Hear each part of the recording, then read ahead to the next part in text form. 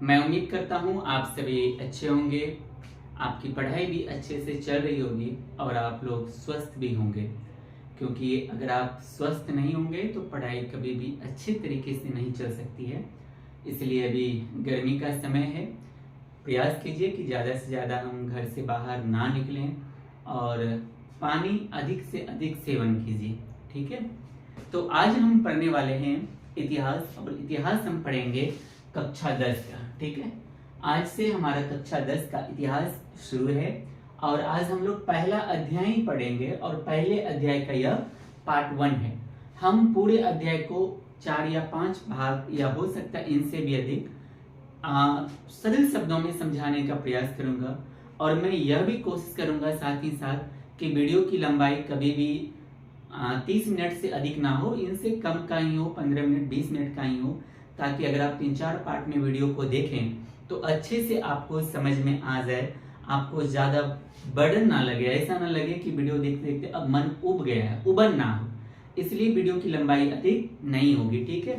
तो आज हम पढ़ने वाले हैं इतिहास का जो हमारा पहला अध्याय है वो हमारा कौन सा है, यूरोप में राष्ट्रवाद, ठीक है। ये हमारा पहला अध्याय। पहले आप समझ लीजिए, जो मैं समझाने का प्रयास कर रहा हूँ या करूंगा उनको ध्यान से सुनिए, बाद में फिर मैं बोर्ड के साइड में आ जाऊंगा, आप वीडियो को रोक कर इसका नोट्स बना लीजिएगा या फिर इनको लिख लीजिएगा, ठीक है। तो अध्याय का नाम क्या है, यूरोप में राष्ट्रवाद। तो सबसे पहला प्रश्न यहीं से बनता है कि यूरोप क्या है और फिर राष्ट्रवाद क्या है, इनको हम समझते हैं। तो यूरोप याद रखना है क्या है, एक महादेश का नाम है, एक कॉन्टिनेंट का नाम है। तो ये महादेश का नाम है, तो महादेश एक्चुअल में होते कितने हैं, तो महादेश कितने होते हैं, तो महादेश टोटल 7 होते हैं। कितने महादेश होते हैं, 7 होते हैं। जब मैं पूछता हूं तो आप प्रयास कीजिए कि हम बोलें, फिर आपको धीरे धीरे ऑफलाइन वाली फीलिंग आएगी। आप ऑफलाइन भी पढ़ने जाते हैं, वहां पर भी सर पूछते हैं तो आप लोग बोलते हैं ना, जब आप बोलते हैं तो एक्टिव मोड में रहते हैं, पैसिव मोड में नहीं रहते हैं। और हमारी पढ़ाई तभी संभव है जब हम लोग एक्टिव मोड में रहेंगे, है ना। तो महादेश कितने हैं, 7 हैं। तो इसको कैसे याद रखिएगा, तो 2 के कॉम्बिनेशन में, मतलब इनको 3 भागों में बांट दीजिए, 2 3 2, है ना। Asia, Europe, Australia, Africa, Antarctica, उत्तरी अमेरिका और दक्षिणी अमेरिका। याद हुआ, एशिया यूरोप, इन दोनों को एक साथ बोलिएगा, Asia Europe, Australia, Antarctica, Africa, या फिर ऑस्ट्रेलिया, अफ्रीका, अंटार्कटिका। ये तीनों देखिए और से है, इनको एक साथ रखिएगा, ऑस्ट्रेलिया, अफ्रीका, अंटार्कटिका, या उल्टा पुल्टा भी हो जाए कोई दिक्कत नहीं है, लेकिन तीनों का कॉम्बो एक साथ होना चाहिए। Asia, Europe, Australia, Africa, Antarctica, और फिर हमारा 2 भाई, उत्तरी अमेरिका और दक्षिणी अमेरिका। 7 महादेश याद हुआ, बोलिए 1-2 बार, ठीक है। वीडियो को रोकिए, पॉज कीजिए, बोलिए Asia, Europe, Australia, Africa, Antarctica, उत्तरी अमेरिका, दक्षिणी अमेरिका, ठीक है। उनके बाद हमारा है, उसी में एक दूसरा शब्द है हमारा राष्ट्रवाद। तो राष्ट्रवाद किसको कहते हैं, तो याद रखना है, राष्ट्रवाद यह एक ऐसी भावना है जो किसी विशेष भौगोलिक, सांस्कृतिक या सामाजिक परिवेश में रहने वाले लोगों में एकता की भावना का वाहक बनती है या एकता की भावना को जगाने का प्रयास करती है।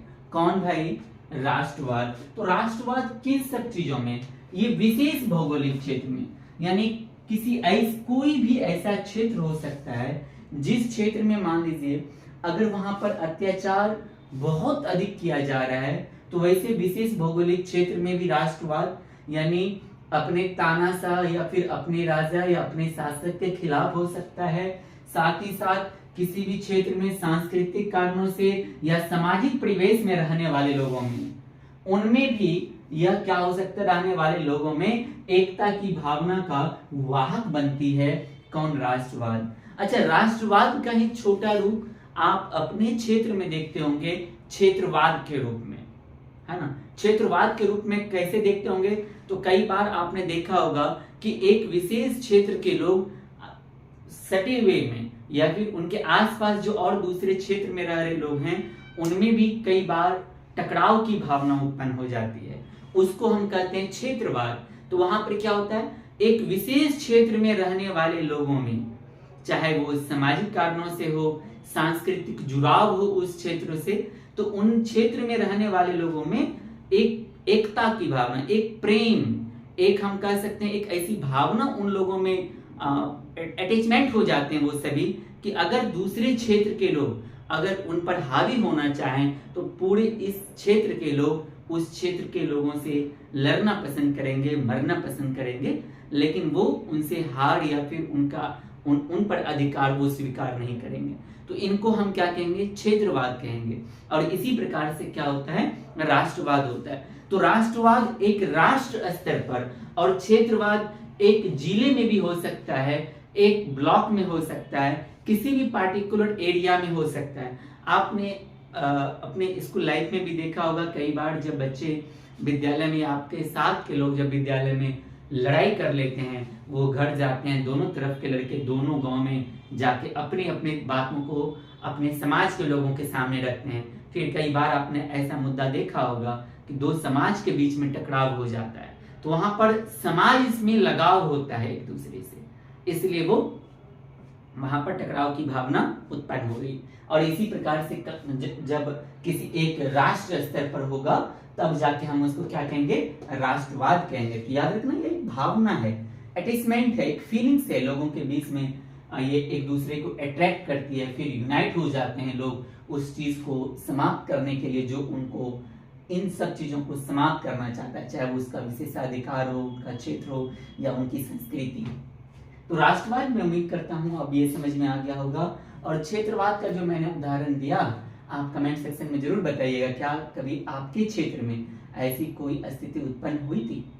चलिए, उसके बाद आगे हम समझते हैं। तो यूरोप में राष्ट्रवाद, तो याद रखना है कि अभी हम जो राष्ट्रवाद पढ़ेंगे ये सिर्फ किसके संदर्भ में पढ़ेंगे? तो हम यूरोप के संदर्भ में पढ़ेंगे।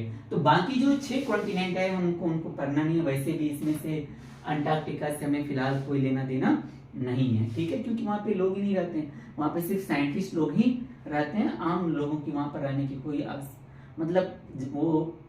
मतलब वहां ढल ही नहीं सकते हैं ना, आपको पता है, क्योंकि वो गतिशील महादेश है, वहां पर बर्फ ही बर्फ है। तो हम यूरोप के संदर्भ में ही राष्ट्रवाद देखेंगे। तो राष्ट्रवाद की भावना क्या है ना, बीजारोपण कहाँ होता है? सबसे पहले पूरे विश्व में या 7 कॉन्टिनेंट में, तो वो होता है यूरोप में। और ये कब होता है? तो पुनर्जागरण के काल से ही शुरू हो जाता है यूरोप में राष्ट्रवाद की भावना। साथ ही साथ और क्या है कि 1789 ईस्वी में फ्रांसीसी क्रांति हुई। तो याद रखना, ये प्रश्न आपसे वस्तुनिष्ठ में पूछा जाएगा कि फ्रांसीसी क्रांति कब हुई थी? तो 1789 ईस्वी में हुई थी। या फिर ये प्रश्न ऐसे भी बनेगा कि फ्रांस कब और किस ईस्वी में आजाद हुआ था? तो वो कब हुआ था? 1789 ईस्वी में हुआ था। ये प्रश्न कई प्रकार से आपसे पूछा जा सकता है। प्रश्न ये भी पूछा जा सकता है कि राष्ट्रवाद की भावना का बीजारोपण सबसे पहले किस महादेश में हुआ था? किस महादेश में? तो यूरोप में। और कहाँ हुआ था? तो हम कह सकते हैं कि सबसे पहले यह फ्रांस में ही हुआ था, ठीक है। उनके बाद से ही और सारे यूरोप के देशों में फैला था। तो यूरोप में राष्ट्रीयता की भावना है ना, वहां पर एक देश में देश के लोग जो एकत्रित हुए, राष्ट्र के प्रति जो उनमें प्रेम की भावना जगी, ये सबसे पहले ये इसके विकास में जो सबसे अधिक योगदान दिया था किसमें? राष्ट्रवाद की भावना में। ये दिया था किसने? तो फ्रांस की क्रांति ने। फ्रांस की क्रांति कब हुई? 1789 ईस्वी में हुई थी। और फिर उसके बाद जो है ना, तत्पश्चात उसके बाद नेपोलियन के आक्रमणों ने महत्वपूर्ण योगदान दिया था। यानी नेपोलियन बोनापार्ट जो अपने क्षेत्र का विस्तार करना चाहते थे, या फिर इनकी जो कई सारी नीतियां थी जो इनके ही देश में रह रहे लोगों को पसंद नहीं आ रही थी, जिनके कारण लोग धीरे धीरे एकत्रित होने लगे और फिर उन्होंने अपनी शासक को गद्दी पर से हटाया, है ना। और फिर क्या है, तो नेपोलियन के पतन के बाद, पतन का मतलब हार के बाद, नेपोलियन के हार के बाद जो यूरोप की विजयी शक्तियां थी, यानी जिन्होंने मिलकर नेपोलियन को हराया था, ये कहां बैठे? तो ये ऑस्ट्रिया की राजधानी कहाँ है? वियना। तो ऑस्ट्रिया की राजधानी कहां बैठे? वियना में। कब? 1815 ईस्वी में एकत्र हुई। तो याद रखना, इनके बाद इनसे संबंधित प्रश्न भी बनता है कि वियना सम्मेलन कब हुआ था? 1815 ईस्वी में हुआ था। वियना सम्मेलन कहाँ हुआ था? ऑस्ट्रिया में हुआ था। ऑस्ट्रिया की राजधानी कहाँ है? वियना है। तो हम लोग आगे फिर पढ़ेंगे वियना सम्मेलन के बारे में। तो आज की वीडियो में बस इतना ही रहने देते हैं। तो मैं बोर्ड के साइड में आ जाता हूं, इनको आप लोग लिख लीजिए। मैं उम्मीद करता हूं कि आपने वीडियो को रोककर इनको लिख लिया होगा, और लिखना भी चाहिए। आप याद रखिए, कितना भी किसी के भी वीडियो को आप देखिए, आप जब उनको सुनिएगा, समझिएगा, बिल्कुल उस समय वो समझ में आ जाएगा। लेकिन जब आप 2 दिन 3 दिन के बाद रिकॉल करने का प्रयास कीजिएगा, फिर वहां पर आपको डिफिकल्टीज आएगी। तो इनसे बढ़िया क्या है कि आप हमेशा जो भी कंटेंट देखते हैं उनको आप लिखा कीजिए, कॉपी में लिखा हुआ रहेगा।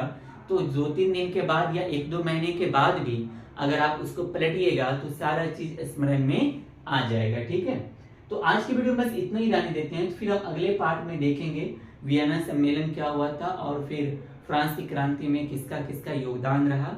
उन सब चीजों को हम अच्छे से समझेंगे। शॉर्ट समरी था एक तरीके से हमारे अध्याय के बारे में। तो आज की वीडियो में बस इतना ही। लेकिन मैं जाने से पहले आपको सूचित कर दूं कि अब जो हमारा एसएसटी का और सब जो हमारा सब्जेक्ट बचा हुआ है, चाहे वो हमारा ज्योग्राफी हो, इकोनॉमिक्स हो, पॉलिटी हो, हम उनको भी अब धीरे धीरे उनका भी वीडियो आपको मिलेगा। तो बस अगर आपने इस चैनल को अभी तक सब्सक्राइब नहीं किया है तो इस चैनल को सब्सक्राइब कीजिए। साथ ही मेरी आपसे आग्रह है कि इस परिवार को आगे बढ़ाने में आप अपना योगदान दीजिए, क्योंकि ये परिवार आपका भी है। तो इस वीडियो की लिंक को, अगर आपको ये वीडियो अच्छा लगता है, अगर आपको लगता है कि ये वीडियो से देखने के बाद अगर मैं किसी को शेयर करूंगा तो उनका फायदा होगा, तो इस वीडियो की लिंक को शेयर जरूर कीजिएगा। हम मिलते हैं आपसे अगले वीडियो में, तब तक देखते रहिए नॉलेजपुर के और सभी वीडियो को। जय हिंद।